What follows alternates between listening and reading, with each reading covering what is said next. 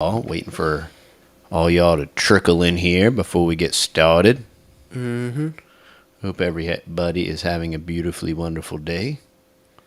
Lord willing. We have wonderfully recuperated from the whatever it was That hit us. that hit us Like again. a brick.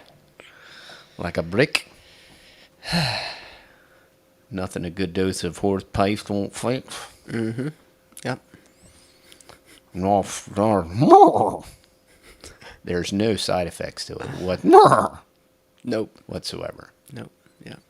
I am getting my hooves done, though. Okay, next that's week, good. I think the farrier is coming to fix my feet. Jeffrey Epstein voted for Biden. Jeffrey Epstein didn't kill himself, all right? That's true. Okay. He's probably still alive. Ghislaine Maxwell is in a country club as well. And we still don't know anybody that was in the books. Of course not. And that's why FTX and all that stuff. Okay, there you go. Victoria from Australia. Australia, mate. Good day. Good day, good evening. What does Australian say for good evening? I have no idea. I know good day is like, obviously good day, but Yeah, it's like, does it say good evening? I don't know. I don't know what they say. I have no idea. But we're just waiting for y'all awesome people to roll on in. Yeah, we're going to start on time. We're going to be talking about the Fed. We want to discuss the Fed. The reason I like to bring up, with all the divisiveness and all the compartmentalization and, evening, mate. There you go. Well, that was easy. Okay. Curly Q. At least we got some moderators in the house, so moderation helps. Awakening Live streams in moderation. from Australia as well. Conroe in the house. Howdy, neighbor. With all the division and divisiveness and compartmentalizations and groups, whether it's by color, race, size, creed, or what have you, I think this Fed issue is so important because I believe that all of us everywhere, probably not just in America, but literally around the world, can agree that we should abolish the Federal Reserve, which is not Fed up every day. which is not. That's a good one. And this is proof that all this political stuff shenanigans, because we had the taxed enough already party, which nobody even remembers, the Tea Party, and that was all about just auditing the Fed. Well, that went absolutely nowhere. We've never audited the Fed. These people run roughshod and do whatever they want. And the history about all of this is absolutely up front and out in the open. Woodrow Wilson and all that stuff. It's it's no surprise that the Federal Reserve is not federal and it's not a reserve. And it's just like everything else the government does. It's the opposite. And the premise is that their reason for existence is to stop and curb inflation. So this is another point of why they should be abolished, because they do a terrible job. Besides just steal all of our money away from us and sell it back to us at interest, they're doing an incredibly terrible, disgusting job at supposedly doing the one thing that they supposedly actually do. And they're doing a terrible, disgusting job at it. So why should they exist if the single sole purpose for their existence, they can't even do that? So I think we should all agree, left, right, short, fat, tall, skinny, muscle-bound, amorphous mass, whatever. I think we could all agree, right, that we should abolish the Federal Reserve. There's nobody that should be like, how can you say that? We should all be like, yeah, you know what? You're right. Regardless of whatever your political leanings are, religious leanings, we should abolish the Federal Reserve. Now, let's read this brief article before we continue the discussion. Why Janet Yellen is about to become even more powerful. And there's a lot of interesting nuances about this whole thing. So she's even more powerful. So first off, to become more powerful, that means that you're powerful. Okay. True. So let's keep this in perspective here. There's old Janet. Yeah, she's gonna be great. She's this is gonna be good. Yeah, thank you. She's definitely a picture of health. Yes, she is. I I mean- am glad that she's in control of something. Why are all these people ancient? Okay. I have no idea. As the first female chair of the Federal Reserve Bank, Janet Yellen was second on the Forbes list of the world's 100 most powerful women in 2014. This year, as Secretary of the Treasury, she shattered the glass ceiling as well. Yellen takes the number 33 spot. And that's interesting that she's at the 33 spot, but I'll digress. The 76-year-old Brooklyn native is helming the Treasury at an inflection point. U.S. debt is piling up, inflation is unrelenting, and the economic sanctions against Russia have called into question the safe haven status of the U.S. Treasury bills. Add it all up, and Yellen's tenure is showing that there is more to the job of Treasury Secretary than being a technocrat. Now, I found that very interesting that they called the Treasury Secretary a technocrat. That's pretty interesting. Power broker status does automatically come with heading up the Treasury Department. In fact, the job has also been dismissed as nothing more than a glorified bond trader. Really? For most of the last century, hawking U.S. debt hasn't exactly required twisting arms or negotiating backroom deals. That's because U.S. Treasury bills are the lifeblood of the global financial system. Friends and foes alike need to buy the stability only the Treasury can sell. The rules that govern the international monetary system practically require it. The humdrum nature of the job may be why Treasury secretaries typically stick around only for a short time. From 81 to 14, the average time for the job was 2.79 years, according to the Washington Post. That was the second shortest tenure for any cabinet level position. That was then. Today, across the board, the biggest buyers are cutting back. That includes the Fed. The Federal Reserve are the biggest buyers of treasuries. So I think that's a problem. Okay. Which binged on U.S. debt under the quantitative easing policies, and they're acting like they're stopping any of this. They're not stopping any of this. That Yellen championed as a board member and as a chair.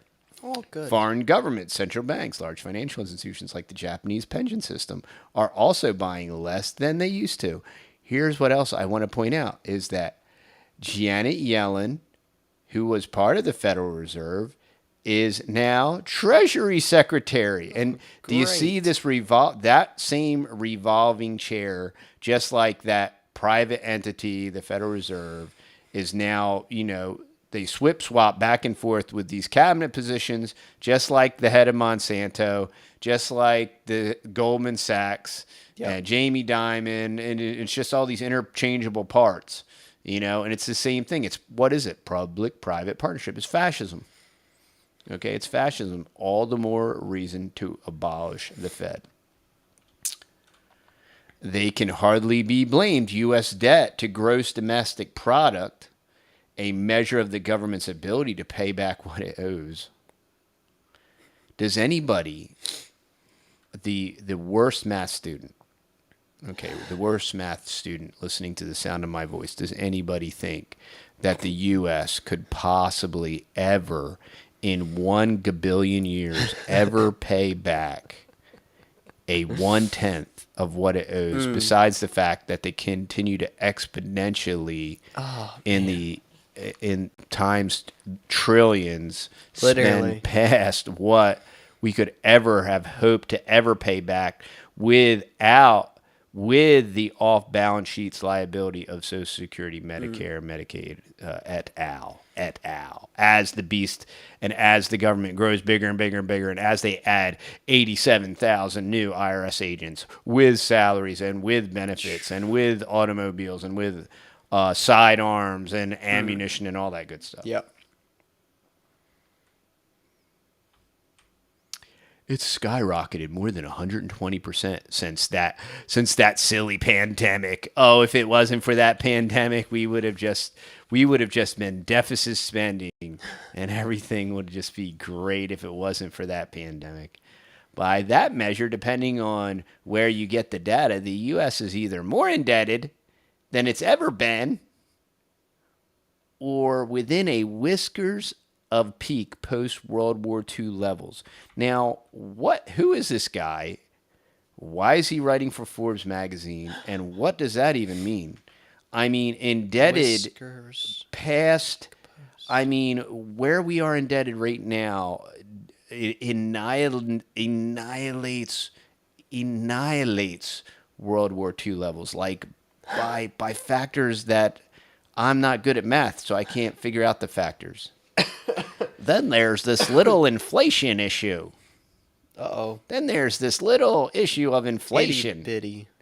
Yeah, Problem. that the Federal Reserve exists supposedly to prevent. Yeah, that little, just like the Federal Reserve exists to prevent a stock market crash and the plunge protection team. And wait till you see what's coming, y'all.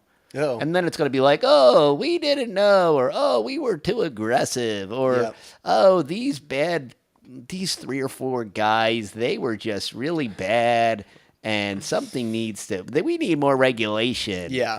Yep. And wait do you watch till absolutely nothing happens to Sam Bankman-Fried? He's like on a celebrity tour.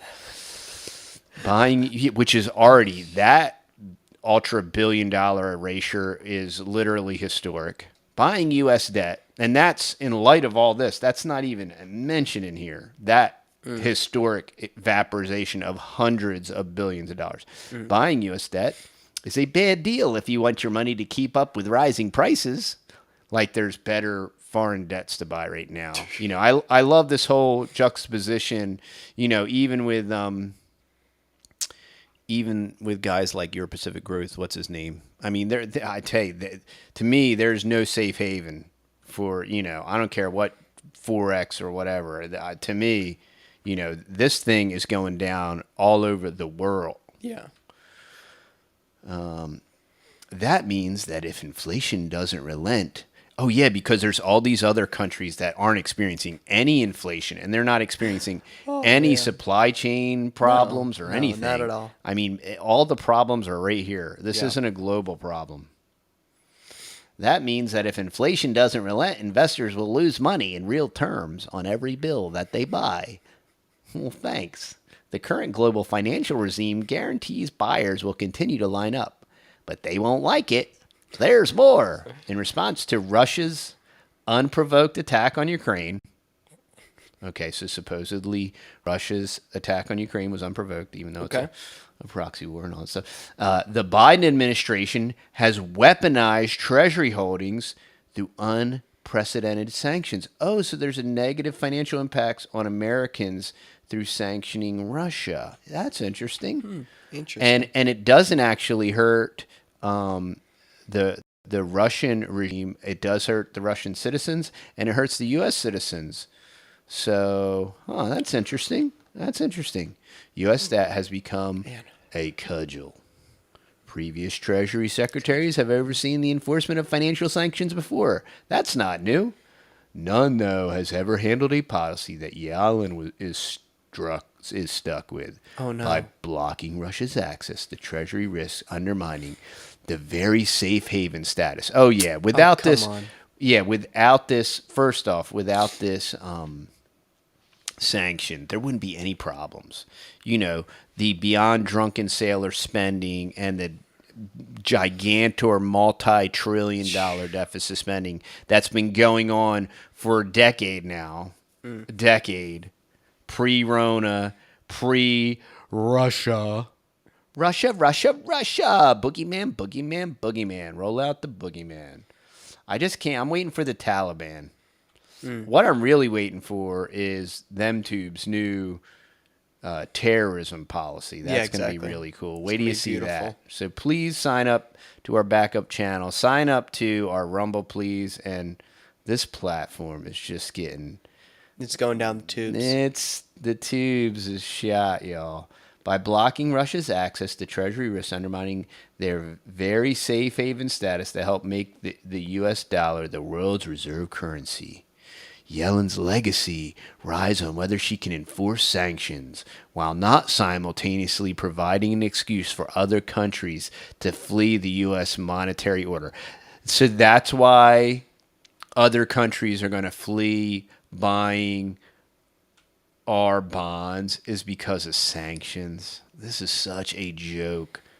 This guy's a propaganda mouthpiece. Doesn't even make sense. For these reasons, Janet Yellen may end up wielding more power than any of her recent predecessors, even though he said at the beginning of the article that basically she's a pencil pusher. She's a bond trader. Maybe that'll be reason enough for her to stick around longer than 2.79 years. Or make her a scapegoat for spiraling U.S. economy, who will be forced to leave before she wants to. Thanks, Russia. All these are, it's such a joke. The propaganda is such a joke. And it's so clown world, and it's so fake. And it's just insane. And that's why couldn't we all, regardless of wherever you all sit politically, which, I don't buy into any of it, but all of us should be able to agree, regardless of whether you think voting is real or not, and whether you vote left or right, or whether you vote for Orange Man, or whether you vote for Sloppy Joe or whatever. Yeah. Like, we should all be able to agree. Let's abolish the Fed. Hey, I dare you to audit the Fed. Why shouldn't they be audited? They're supposedly supplying and restricting all this liquidity to our banking system, right? And they're, supposedly stopping all this inflation. They're doing such a great job. Why can't we all agree? People are like, what are the solutions? I'm telling you what the solutions are. Abolish the Federal Reserve. There's a solution. Ron Paul talked about it, probably 20 years ago. Yeah. So they've even talked about it in the halls of District of Criminals. But ain't nobody going to do it. Not gonna that. I want to be prudent in this juncture. Ain't gonna do it, y'all. And you know why? Since they ain't gonna do it, that's why you have to develop your own community. Yeah. And that's why you have to develop a parallel economy. Yeah. And that's why you have to get out of the highly densely populated flashpoint cities. You have to do it. Yeah. That's why you got to invest in your food 401k. And that's why you got to invest in your food 401k. Yeah. And you keep buy dirt. And keep your eye peeled on the TexasBoys.com for the Food Forest in a Box. We will be rolling that out within a week or two. Yes. We just need to get the boxes. Everything is dormant, so we're waiting for the packaging. Once we get the packaging, we will block that one. Once we get the packaging, we will it'll go live on the website, and we'll probably post it there on the website. And just for everybody that's interested in the Food Forest in a Box, keep in mind that all the rooting instructions are video format, and they are on our channel as a playlist, rooting cuttings. And we're going to be offering more cuttings in the Food Forest in a Box this year. The elderberries, because of my irrigation system, which I goofed up on, we won't be selling elderberry cuttings this year. We will next year. There's just not enough good, viable ones that I feel comfortable selling. But we will be selling goji. We will be selling blackberry. Yep. We will be selling pear and peach cuttings and mulberry cuttings and fig cuttings. So there will be a variety assortment of 6 different fruit cuttings in one food forest. 3 cuttings a piece, and we'll be announcing pricing and shipping and all that good stuff. But that's rolling out real quick, and they are going to be freshly cut and shipped. So really excited about that. And also, Awaken in the Light. Yes, we got your Vegemite. And we got the Vegemite. Yeah. We tried it out. And what do you think, Matt? It's acquired taste. It's an acquired taste. Yeah. It's interesting. It's very but interesting.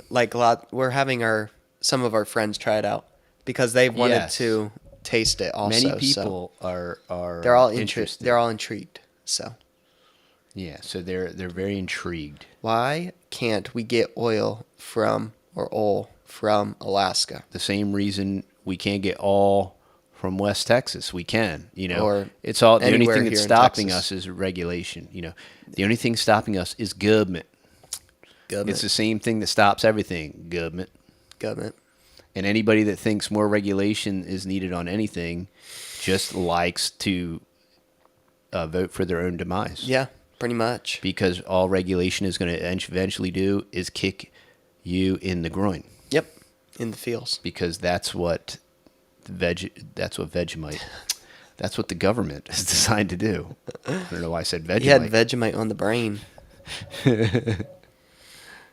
XL pipeline closed. You can absolutely grow your trees in giant pots, and in many cases, Lots trees of people do that. grow in giant pots will produce more fruit when you, like fig trees. Supposedly fig trees, when you cloister or when you restrict their root growth pattern, it actually forces more fruit. So actually, many fig trees and even people that have dirt to grow fig trees in will grow them in large pots.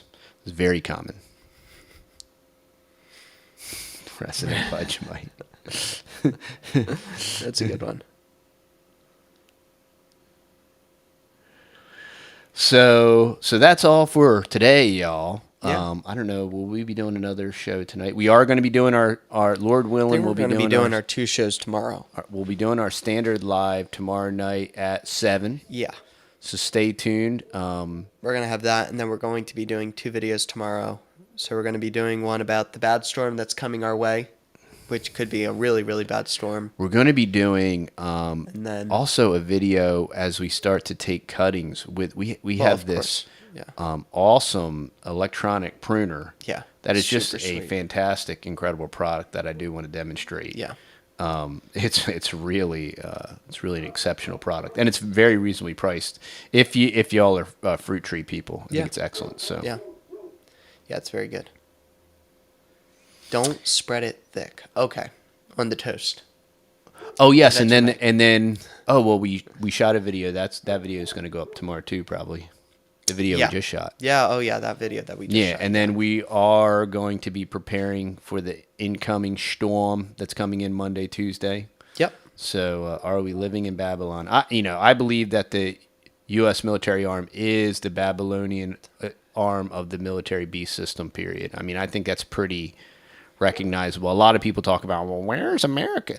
Where's America in Revelation, right? And I'm like, well, our military-industrial complex absolutely is the beast arm. I mean, just look at Rome land security, and just look at the rest of it. And just look at the Anglo-American establishment and all that. And that's what's real goofy about all the Jew stuff. When these certain groups of people try to aim the ills at one nationality, it's just weird. That's weird, and it's so out of balance, especially when you can clearly demonstrate that these cabals are not comprised of one people group. That would be silly.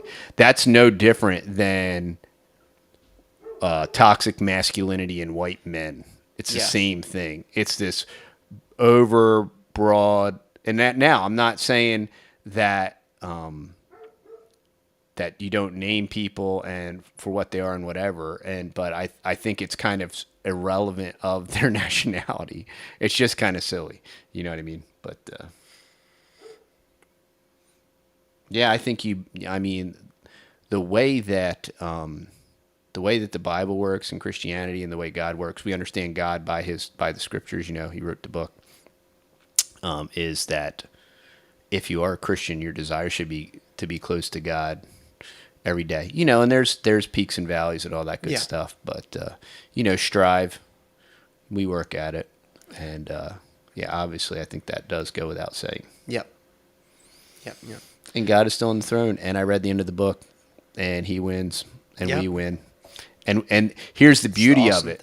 All this dumb Christian nationalism stuff.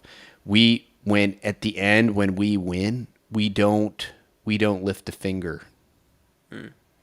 We don't lift a finger.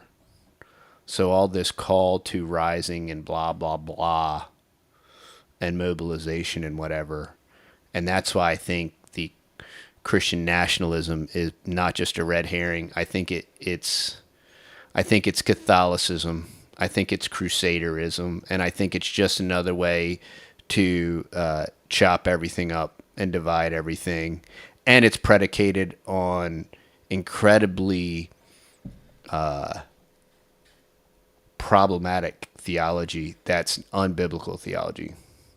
And to try to conflate theocratic Israel to Christian nationalism is no different than trying to conflate modern day Israel with biblical Israel, because modern day Israel is a UN machination of the Rockefellers and is not a restoration of biblical Israel and biblical borders and all that stuff. So if you want to see modern day Israel as some type of restoration of biblical Israel, you just have to overlook all facts and reality and not recognize that the Mossad and the UN and that Israel, without getting into the whole Jew thing, there's definitely lots of, I mean, why are they a nuclear power? Why did they get nukes? You know, is that an anti-Semitic thing to say? That's just a really good question, right? Yeah. And why did they get nukes? You know, and how do they get nukes where they are? And does that really do anything for them? And then regardless of right or left, you know, both parties are all like really cool with it. And both parties have like dual citizenship and all that stuff. And how does that work? How do you get to be an American congressman and have dual citizenship in another country? How does that even work? It's this weird, bizarre fairy tale thing. And it's been so co-opted and twisted. And then it's been so, they've done all this stuff with Christianity and Judeo-Christian gymnastics, and it's just bizarre and insane, you know. And if you try to question any of it, you know, it's anti-Semitism, which it's clearly not, because I don't buy into that whole, you know, Jew boogeyman thing either. You know, I'm not one of those weirdos that everything that's wrong and everything that went bad is the Jews' fault. You know, it's much clearer to me, Anglo-American establishment, you know, and Rhodesia and the Rhodes Scholars and, you know, all of that is far more, the dots connect way easier. And that's pervasive over through countries and political systems and all that stuff. But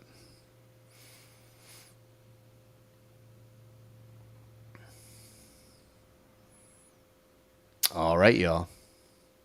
I think that's it for now. Great question. All right. Well, there you go, y'all. We're going to sign off for now. Thanks for hanging out. Like, share, subscribe. Please get on our Rumble. Finally stopped losing subscribers. We think. We'll see. When we get off, we'll probably lose subscribers. Yeah, we'll probably lose like 12. But welcome to the new normal. Anyway, thank y'all so much for jumping on tonight. We're going to be giving y'all a couple more videos tomorrow. We should support Israel, though. What does that even mean? What does that mean? We should support Israel, though. What are we supporting? First off, their people in government are exactly like our people in government. They're wicked to the core, and they worship the beast system, and they're run by Satan, just like ours. So what does that mean? We should support them, though. What does that even mean? That's just some platitude that doesn't make any sense.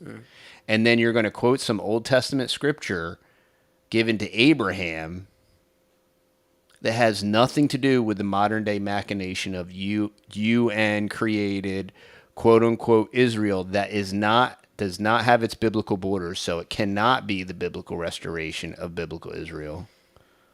And I'm not saying that the Bible's Israel, God's Israel, will not be restored, but it's not right now. So you're saying we need to support what doesn't exist.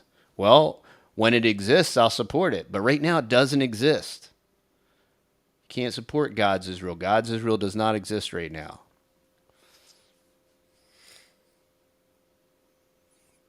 Who's in Texas? We're in Texas. Yeah. Hence the Texas Boys, name of the channel. There you go. Yeah, look into the Balfour Declaration. Look into... Man, my nose. Look into which Israeli prime minister signed over the rights of the Temple Mount to the Pope. What? Yeah. look into, do a brave search, and say, Israeli Prime Minister signed over the rights to the Temple Mount to the Pope. Do a little research on that, and then tell me about how the supposed quote-unquote modern-day UN machination, Rothschild machination, right, is God's Israel. It's all this dumb John Hagee stuff and two covenant nonsense weirdo stuff. And it's just people that don't. How do you support? You don't have to support the restoration of Israel. God's going to do that. There's nowhere does it say that we should support the restoration of Israel. Doesn't even say that. Huh. Yeah. You know, it's just it's a presuppositional. You're superimposing that presuppositionally. We're not told to do that. We're supposed to love our neighbor as ourselves, and the apostles were Jews, which is another reason why I don't get on all this stupid, goofy, like Jew thing and like all the Jews are bad, because obviously they're not. Most Americans are bad. Most Christians are a remnant. So obviously most of everybody's bad. If Christians are a small minority, right? If true Bible-believing Christians are a small minority, mostly everybody's bad, regardless of gender, color, or whatever. You know, but we're to love our enemies, and we're to love our neighbor. So we can't get branded as violent extremists like them tubes going to do to us shortly, with some of their new stuff that's coming out this December, right now as we speak. Pretty much, and it's pretty cool. We awesome. Love you, YouTube. You're the best. But we will not. We're not gonna go away. No. You can vaporize us again and again and again. I refuse to go away. Oh, you live in Ohio. I'm sorry. At least they don't have to deal with storms, like bad storms. Yeah, there's another brave search you can do. Look at District of Criminals, look at London, England, and look at Vatican City. They're all independent countries. You have the religious structure, the financial structure, right? And then you have, the military arm? I don't know. It's interesting. District of Criminals, and London, and Vatican City. Interesting. Everybody is excited about the Food Forest in the box. What in the world? And that's great. Well, it's coming out, y'all. So strap on your seatbelts. Food Forest in a Box will be out. Yep. As soon as the boxes come in. When did it say the boxes were coming in? Pretty soon. Matt, probably on Monday, if I had to guess. Because today's Friday. Oh, yes. I think you're right. I think so Monday. there probably will come out So Food Forest Monday. in a Box might go live next week, y'all. Yeah, so on Monday. So there you go. All right. Thank y'all so much. Thanks for hanging out. Y'all have a